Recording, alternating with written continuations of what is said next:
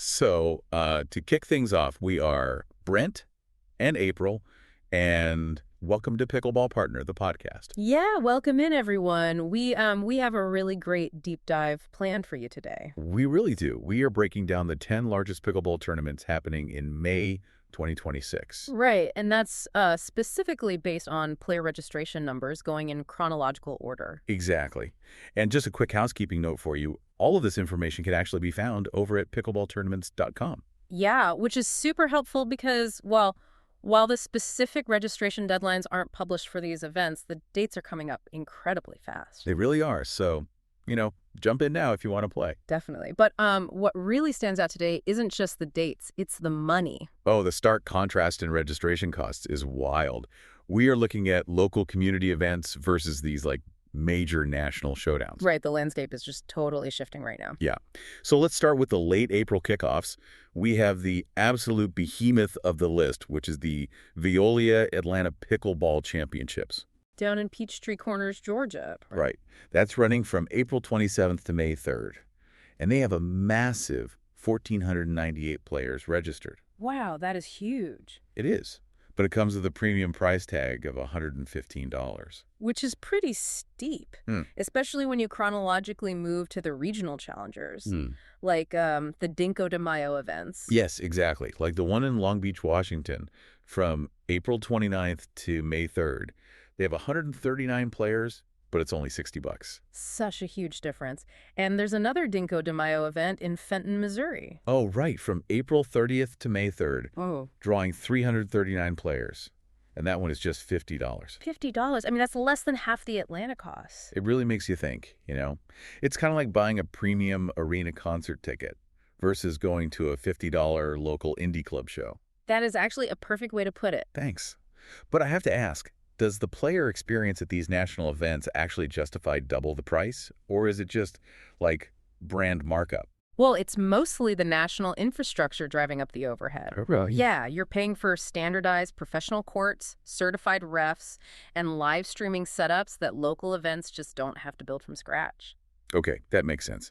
Which brings us right into the first weekend of May, where there is just this massive rush of rapid-fire regional events. The schedule is totally packed starting April 30th. It really is. Yeah. We've got the Tulip City Open in Holland, Michigan. That one has 141 players for $60. And then there's the Black Desert PPA Challenger in Santa Clara, Utah, right? Right, from May 1st to the 3rd. 106 players for $80. Plus the PPX Rise of the Challenger in Aurora, Ontario, with 103 players for $65 Canadian.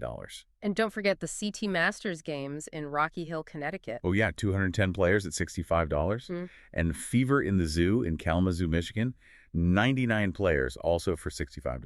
So when you look at all of those, there is a very clear financial pattern. The $60 sweet spot. Exactly. Regional competitive play is fiercely anchored in that $60 to $65 range. It really serves as the accessible backbone of the sport's growth. Because it's affordable for you to just grab a paddle and go play for the weekend. Precisely. But then we jump to the mid to late May heavyweights, where things change again. Right, like the PPA Finals in San Clemente, California.